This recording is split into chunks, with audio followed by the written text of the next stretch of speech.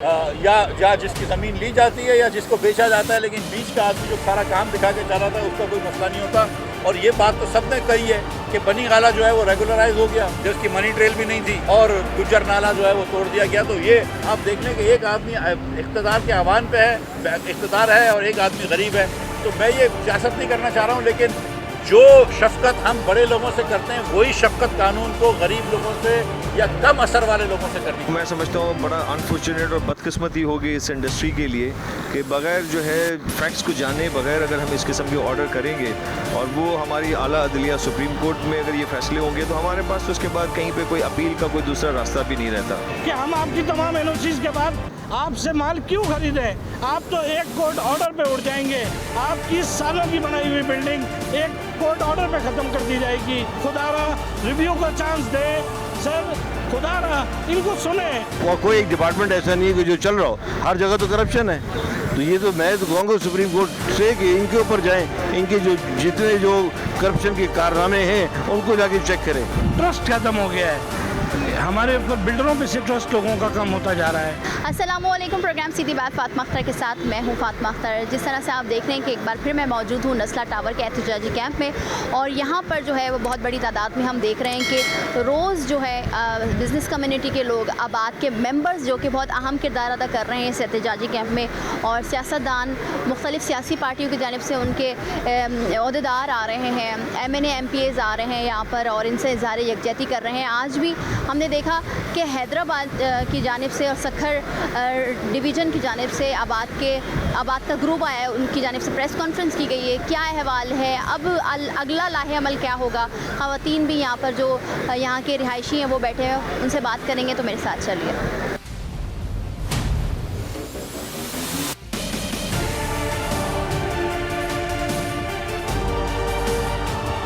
जी, इस वक्त मेरे साथ मौजूद हैं चेयरमैन आबाद फैयाज़ इलियास साहब। अस्सलाम वालेकुम, बहुत शुक्रिया आपके वक्त का।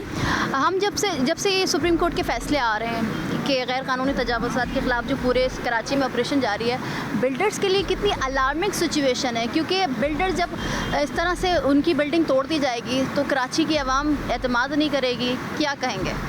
वालेकुम सलाम। जैसा कि देखें, आपने जो सवाल किया कि सुप्रीम कोर्ट के ऑर्डर के तहत ये बिल्डिंगों के ऊपर अगर इस तरीके की जो है ऑर्डर्स किए जाएंगे तो मैं समझता हूँ बड़ा अनफॉर्चुनेट और बदकिस्मती होगी इस इंडस्ट्री के लिए कि बग़ैर जो है फैक्ट्स को जाने बगैर अगर हम इस किस्म के ऑर्डर करेंगे और वो हमारी आला अदलिया सुप्रीम कोर्ट में अगर ये फ़ैसले होंगे तो हमारे पास तो उसके बाद कहीं पे कोई अपील का कोई दूसरा रास्ता भी नहीं रहता। अब उसके लिए जो एक रास्ता है वो है रिव्यू का। हमने रिव्यू एप्लीकेशन यहाँ पे जो हमारे बिल्डर्स हैं आबाद और इसके अलावा जो यहाँ के जो रेजिडेंट्स हैं उन्होंने रिव्यू एप्लीकेशन फ़ाइल की है, जो कि फ़ैसला कि डिमोलिशन जो करनी है नस्ला टावर की। मैं समझता हूँ ये इस फ़ैसले में जो है नज़र षानी की ज़रूरत है सुप्रीम कोर्ट को, और इसको लार्जर बेंच में जो है इसको सुना जाए, इस केस को, और जो ट्रू फैक्ट्स हैं उनको सामने लाया जाए। ख़ास तौर पर जो सोसाइटी के हवाले से बात हुई कि सोसाइटी के पास ये इख्तियारात नहीं थे कि वो लैंड की जो है वो अलॉटमेंट करते, तो लैंड की अलॉटमेंट तो ना उस वक्त बिल्डर था ना यहाँ पे कोई रिहायशी मौजूद थे। ये 1954 में जो है ये एक्स्ट्रा लैंड जब शारा फैसल की अलाइनमेंट की गई तो सोसाइटी ने जो उस वक्त के जो उनके मेंबर थे उनको दी गई।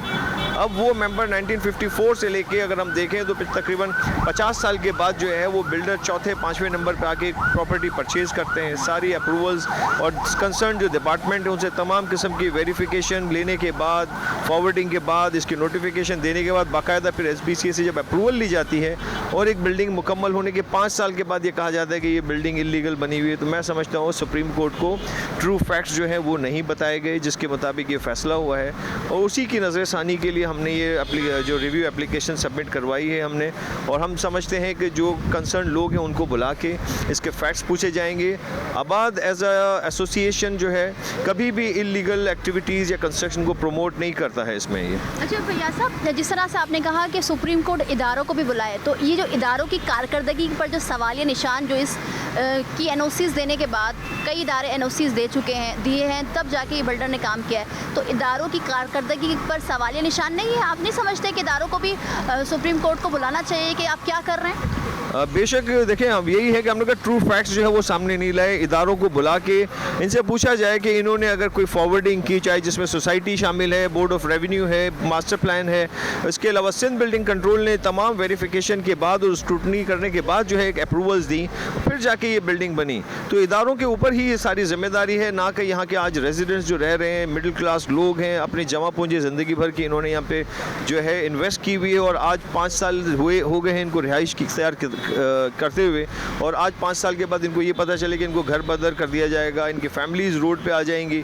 तो एक बड़ा खौफ और हिरास फैला हुआ है इस ऑर्डर की वजह से, और सिर्फ इस बिल्डिंग के लोगों में ये जो रेजिडेंट उनमें खौफ नहीं फैला हुआ, पूरे शहर कराची में जो लोग आज मुकीम है बिल्डिंग्स के अंदर जहाँ पे ऑन गोइंग कंस्ट्रक्शन है या जहाँ पे ऑलरेडी रिहायशी है, उनको आज इस चीज़ की जो है एश्योरेंस देना, या उनको ये कोई एश्योरेंस इनकी नहीं है कि कल को क्या उनकी भी बिल्डिंग्स टूट जाएंगी।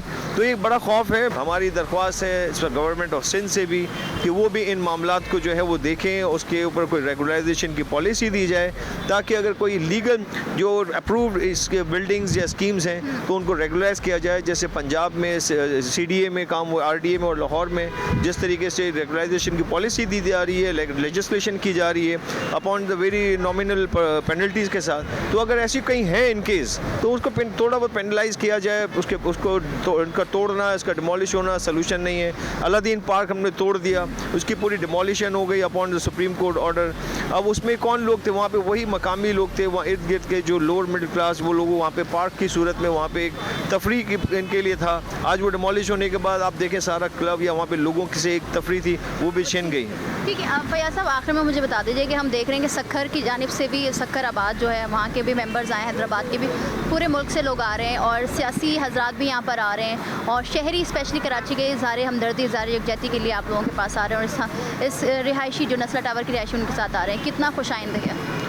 देखें, आज जिस तरह से लोगों ने एक यकजहती का मुजाहरा किया, जिस तरह से ये पीसफुल एक हमारा जो है प्रोटेस्ट या प्रोटेस्ट है, उसको तमाम जो है अगर हम देखें हर किस्म की जो मजहबी जमातें हैं या NGOs हैं जो सोशल वर्क का काम करती हैं, पॉलिटिकल पार्टीज़ हैं या शहर के मकामी जो लोग हैं, ताजिर बरदरी है, बिज़नेस कम्युनिटी, जितने लोग हैं वो सिर्फ इसलिए सपोर्ट कर रहे हैं कि कराची शहर में वैसे ही जो है कारोबारी सरगर्मियाँ उस तरह से कंस्ट्रक्शन की ख़ास तौर पे वो नहीं हो रही हैं कि जिस तरह से होनी चाहिए, जो कि कराची जो है वो आपका इकोनॉमिकल हब है। अस्सलाम वालेकुम, बहुत शुक्रिया आपके वक्त का। आप लोगों की जानिब से प्रेस कॉन्फ्रेंस भी की गई है। एहतजाजी कैंप को तकरीबन 10 दिन से ज़्यादा हो गया है। क्या अगला लाहेअमल है? जिस तरह से सुप्रीम कोर्ट के फैसले आ रहे हैं, हम क्या देख रहे हैं? कराची कहाँ जा रहा है? जी वालेकुम अस्सलाम। सबसे पहले तो मैं आपका शुक्रिया अदा करूँगा कि हमारा मौक़िफ़ आप पहुँचा रहे हैं आप लोग। ये जो कैंप लगा है, ये कैंप कोई ऐसा नहीं है कि हम यहाँ कुछ बहुत ज़्यादा कर सकते हैं, रेजिस्टेंस कर सकते हैं रियासत के आगे, सुप्रीम कोर्ट के इदारे के आगे। हम लोग सिर्फ उनसे अपील कर सकते हैं, 10 बंदाना अपील कर सकते हैं। लेकिन इस किस्म के फ़ैसलों से जो लोगों के साथ होने जा रहा है, कराची के साथ, कराची के लोगों के साथ, इन रहने वालों के साथ, उनसे इज़हार यकजहती के लिए हम यहाँ पहुँचे हैं हैदराबाद से, क्योंकि इसके बाद एक ट्रस्ट ख़त्म हो गया है हमारे ऊपर। बिल्डरों पे से ट्रस्ट लोगों का कम होता जा रहा है। रियासत की लीज़ होल्ड राइट्स पे से वो हक ख़त्म हो गया, लोगों का तहफ़्फ़ुज़ ख़त्म हो गया जो कॉन्स्टिट्यूशन ऑफ पाकिस्तान ने हमें दिया है कि अगर मेरे पास एक लीज़ होल्ड राइट्स हैं, वो वही तो लीज़ होल्ड राइट्स हैं जो ये वाज़े करते हैं कि मैं इस घर का मालिक हूँ और कोई और नहीं है। रियासत उसी से मुझे चेक, जब उस लीज़ के मेरे पास कोई मिल्कियत मैं साबित करने के बाद भी मुझे कहें कि ये आपका हक नहीं है। तो जो सरकारी इदारों की जानिब से जो मोहर लगा के दी गई थी इस नस्ला टावर के कागजात, तो सवालिया निशान नहीं बनता इदारों की जो कारकर्दगी है उस पर? और इदारे खामोश नज़र आ रहे हैं, इतने दिन हो गए ये फैसला आए हुए। देखें, ये हमारी बदनसीबी है कि जिन लोगों ने ये सारी लीज़ेस की, ये सारे NOCs दी, ये बिल्डिंगें बन गई, ये सारे काम हो गए, वो अदालत में अपने कानून, अपनी लेजिस्लेशन, अपने असम्बली से पास एक्ट जो हैं उनको वहाँ डिफेंड नहीं करते, उनको वहाँ बताते नहीं हैं। हम दो दफ़ा जो है उनसे कहते हैं, चीफ साहब से कहते हैं कि सर अगर उन्होंने नहीं बताए तो आप हमसे सुन लिया करें। हमारे पास भी तो एक मास्टर फाइल होती है ना, वो तो हमारा ओरिजिनल रिकॉर्ड गुम कर देंगे। ये तो अब मैं आपसे एक सवाल कर रहा हूँ कि अगर मेरा शिनाख्ती कार्ड रियासत आज ख़त्म कर दे, मेरा शिनाख्ती कार्ड फेक बना दे, नादरा ने बनाया, मैं किसी और इदारे से नहीं बनवा के लाया, वासा से अपना शिनाख्ती कार्ड बनवा के ना लाऊं, नादरा से बनवा के लाऊं, और उसके बाद वो कहें कि जी आप पाकिस्तानी नहीं हैं, आप जाएं अफ़गानिस्तान, तो फिर मेरे पास क्या बचता है? मैं आपसे सवाल करना चाहता हूं कि मैं इस बुनियाद पर, मेरा एक दोस्त है वो अमेरिका में है, मेरे कहने से उसने सोचा कि ये जो इंडस्ट्री को इंसेंटिव दिया है वफाकी गवर्नमेंट ने, सिंध गवर्नमेंट भी काम कर रही है लो कॉस्ट के ऊपर आने वाले वक्त के अंदर, मैंने उसको कन्विंस किया कि यार आप कनाडा से आओ, अमेरिका से आओ, हम मिलके यहाँ काम करते मतलब दावा दे रहे हैं कि कराची में पाकिस्तान के लिए इन्वेस्ट वो मुझसे सवाल कर रहे हैं कि आप जो लीज मुझे दिलाओगे कल वो कैंसिल तो नहीं हो जाएगी? जो एनओसी मुझे दिलवाओगे, मैं यहाँ $1 करोड़ लगा देता हूँ, उसके बाद मेरे $1 करोड़ को कौन तहफ़्फ़ुज़ देगा? हम ये कह सकते हैं कि कराची के जो बिल्डर्स हैं उनके लिए अलार्मिंग सिचुएशन बन चुकी है। ये सिर्फ कराची के बिल्डर ही नहीं, ये नस्ला टावर के रहने वालों का क्या कसूर है? केएमसी से लीज लेने के बाद वहाँ दुकानें खोलने वालों का, अलादीन पार्क में उनका क्या कसूर था? हमारा कोई गवर्नमेंट का पार्क नहीं बना हुआ। अगर पवेलियन एंड क्लब 50 रुपये में इतनी सारी राइड्स, एक अच्छा एटमॉस्फेयर दे रहा था, तो उसका क्या कसूर था? ये 16,000 लोग अब कहाँ जाएंगे, मुझे ये तो बताएं ना। मैं आपके तवज्जुह से यही अपील कर सकता हूँ, चीफ साहब से तो सिर्फ अपील ही की जा सकती है कि रिव्यू हो रहा है, सर आप अपने फैसले पे नज़रसानी करें, आप पुराने मामलात को देखें। जैसे हम तो नहीं समझते कि इसमें कोई चीज़ रेगुलाइज होने के काबिल है, हम तो समझते हैं इसकी सारे कानूनी मामला तकाज़े पूरे हैं। अगर किसी को सज़ा देनी है तो करने वाले को दे दें, लेकिन इन लोगों को तहफ़्फ़ुज़ दे दें। सर इसके आपके फ़ैसले से आपको शायद हमसे ज़्यादा बच सकते हैं ना? नहीं, देखें ट्रस्ट ख़त्म होने जा रहा है, ये कई ख़ानदान नहीं है, कौन पैसे लगाएगा, कौन घर खरीदेगा, कैसे होगा ये सब कुछ, कैसे इंडस्ट्रीज चलेंगी? आपको मालूम है कि कंस्ट्रक्शन इंडस्ट्री से 72 इंडस्ट्रीज चलती है, ये कैसे होगा सब कुछ? लोगों को घर कैसे प्रोवाइड होंगे? रियासत मिजरेबली फेल हुई है 70 साल में लोगों को हाउसिंग देने में। अगर प्राइवेट सेक्टर कुछ देना चाहता था, अगर उनके साथ ये काम होने लगा, और जो बहुत करीबी लोग हैं बड़े लोगों के, उनको कुछ भी नहीं होता। तो जिस तरह से आप देख रहे हैं, ये नस्ला टावर के मुतासिरीन की जानिब से जो एहतजाजी कैंप लगाया गया है, यहाँ पर सियासतदानों की डिफरेंट सियासी पार्टियों की जानिब से जो है वो लोग आ रहे हैं और इज़हार हमदर्दी दिखा रहे हैं। अली अजीज़ साहब यहाँ के MP हैं, उनसे बात करते हैं। अस्सलाम वालेकुम सर, बहुत शुक्रिया आपके वक्त का। जब से ये हम देख रहे हैं कि सुप्रीम कोर्ट के अहकामात आ रहे हैं, कराची की आवाम परेशान है, PTI तब्दीली का नारा लेकर आई है इक़्तिदार में, क्या कहेंगे? इमरान खान साहब क्या कर रहे हैं कराची वालों के लिए? देखिए, इमरान खान साहब का तो ये डिसीजन ही तो सुप्रीम कोर्ट का डिसीजन है, और सुप्रीम कोर्ट के लिए तो मैं यही कहूँगा कि अपने डिसीजन को रिव्यू करें दोबारा, क्योंकि इन जो यहाँ पे लोग रह रहे हैं, जिन्होंने ख़रीदे हैं अपार्टमेंट, उनको तो नहीं पता था ये क्या है क्या नहीं है। उनके तो बेचारों ने, किसी ने कमेटियाँ डाली, किसी ने बैंक से लोन लिए, जिस तरह करके इंसान की अपनी ख्वाहिश होती है कि उसका एक छत हो, घर हो, उन्होंने ले लिया।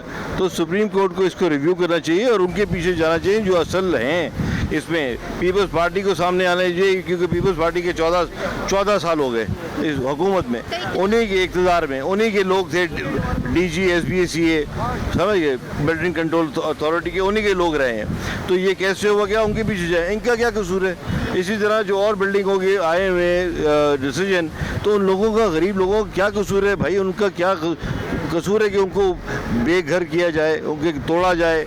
तो ये एक मैं सिर्फ सुप्रीम कोर्ट से रिक्वेस्ट करूँगा कि अपने डिसीजन को आप रिव्यू करें, और खुदा के वास्ते इन लोगों के ऊपर, जिस तरीके से मैंने सुना कि लोग परेशान हो गए, हार्ट अटैक किसी को हो गया, किसी को कुछ हो गया, इसको दोबारा रिव्यू करने की ज़रूरत है, और इसको उन लोगों पे जाएं जो ये चीज़ें कर रहे हैं, और उन पे भी जाएं, उन चीज़ों पे भी जाएं जो इस वक्त बहुत सी चीज़ें हैं जिन पे आपको एक्शन लेना चाहिए, उन पे एक्शन लें। जो इलीगल बिल्डिंग बन रही है इस वक्त उनको रुकवाएं ताकि उन पे भी यहाँ प्रॉब्लम आए। इस तरह और जहाँ जहाँ करप्शन हो रही है उन पे देखें, सोसाइटीज़ जो बन रही हैं उन पे देखें। साहब आपने कहा कि पीपल्स पार्टी जिम्मेदार होती है क्योंकि जाहिर सी बात है 13 साल से जायद का अरसा हो गया है। पीपल्स पार्टी इस सारे किरदार में खामोश है। वो कहती है MQM की जिम्मेदारी थी, दूसरी जो हुकूमत है साबका हुकूमत है उनकी जिम्मेदारी थी। तो क्या सिर्फ पीपल्स पार्टी की सियासत सिर्फ इल्ज़ामात की सियासत रह गई है? अगर इस बिल्डिंग को मैं देखूं तो 14 साल तो नहीं है इस बिल्डिंग को बने हुए। ये तो पीपल्स पार्टी की हुकूमत की भी टाइम बनी है ये। इसी तरह पीपल्स पार्टी की हुकूमत देखा जाए तो 30-35 साल से इक़्तिदार में ही है। ये तो अभी 13 साल गुजर के 14वां साल आ गया, तो हुकूमत यही जवाब दें हैं। क्योंकि ये खामोश इसलिए कि इनको पता है कि सारे आज तक सिंध का बेड़ा गर्क करप्शन में तबाह कर दिया। कोई ऐसा डिपार्टमेंट नहीं है जो चल रहा हो, हर चीज़ पे तबाही बर्बादी और करप्शन के अलावा तो कुछ है नहीं। पीपल्स पार्टी में आपको सबको पता है कि कराची हो या पूरे सिंध का सूबा शहर हो, क्या हाल है। और कोई एक डिपार्टमेंट ऐसा नहीं है कि जो चल रहा हो, हर जगह तो करप्शन है। तो ये तो मैं तो कहूँगा सुप्रीम कोर्ट से कि इनके ऊपर जाएं, इनके जो जितने जो करप्शन के कारनामे हैं उनको जाके चेक करें। इदारों ने मोहर लगा के दिए कि ये आप नस्ला टावर बना सकते हैं, जब भी बिल्डर ने बनाई। इदारों ने जब करके दिया है तो ये इदारों से पूछे ना कि कैसे कर दिया। इन लोगों को बेचारों को क्या कसूर है जिन्होंने ख़रीदा।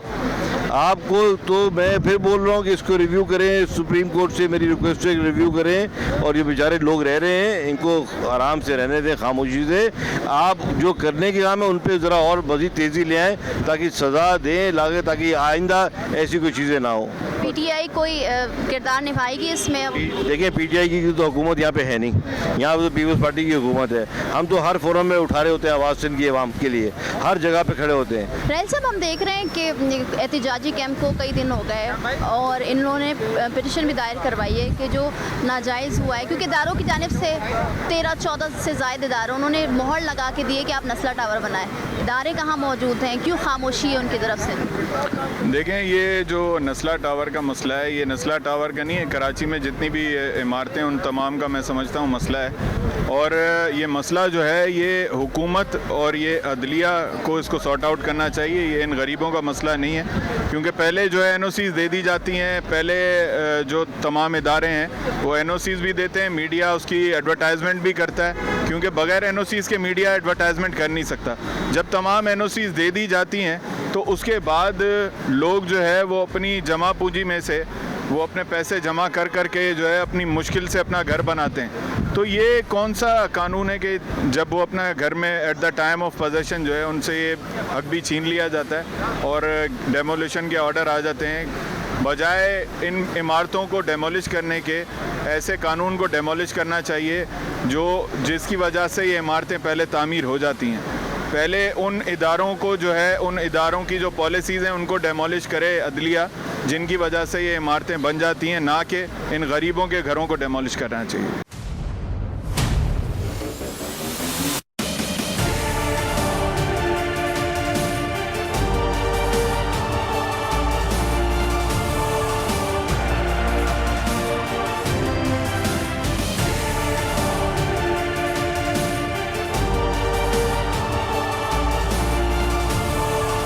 जिस तरह से आपने देखा कि नस्ला टावर के रिहायशियों के साथ जो ये कैंप लगा हुआ है, कई दिन हो गए हैं और यहाँ से अपील की जा रही है, एक पुरअमन एहतजाज किया जा रहा है और ये मैसेज पहुँचाया जा रहा है चीफ जस्टिस साहब को कि खुदारा इनके लिए जो इन्होंने पटिशन दायर किए कि नज़रसानी करें। ये जो बिल्डिंग बनी हुई है नस्ला टावर वो गैर कानूनी नहीं है और हम भी उम्मीद करते हैं कि चीफ जस्टिस साहब इनकी फ़रियाद सुनेंगे, क्योंकि ये कराची की आवाम है और ये बेबस नज़र आ रही है। आज का प्रोग्राम अगर आपको अच्छा लगे तो उसको लाइक करें, कमेंट करें और हमारे चैनल को सब्सक्राइब करना ना भूलिए। मुझे फातिमा अख्तर को इजाज़त दीजिए। अल्लाह हाफ़िज़।